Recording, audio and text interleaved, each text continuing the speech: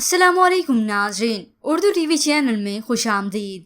Viewers, drama serial नंद की episode 9 में आप देखेंगे गौहर जो कि चलती फिरती शैतान की पुतली अब आकर राबी से कहती है, ये क्या किया तुमने कल?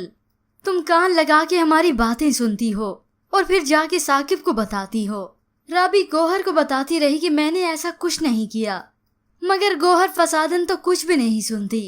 उसे तो बस इंतजार है साकिब के घर आने का। फिर जब साकिब घर आया तो तमाशा बर्पा करती है, जाओ अपने भाई के घर जाओ और वहीं जाके रहो, मुझे तुम्हारी शक्ल नहीं देखनी इस घर में। अपनी बहन का ये गुस्सा देखकर साकिब फट से कहता है, राबी तुम जाओ अपने कमरे में जाओ। तो गौहर फट से उसे टोकती है, कमरे में नहीं, इसे कहो कि अपने घर जाए।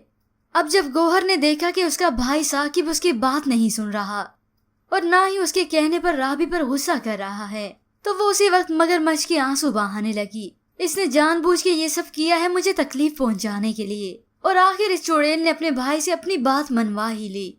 साकिब अब शदीद गुस्से में आकर राबी को घर ले जाता है। अब रास्ते में रोते हुए राबी उसे माफी मांगती है, इल्तिजा करती है कि मुझे अपने भाई के घर मत छोड़ें, मगर साकिब राबी को उसके भाई के घर छोड़ ही आया और राबी रोती रह गई।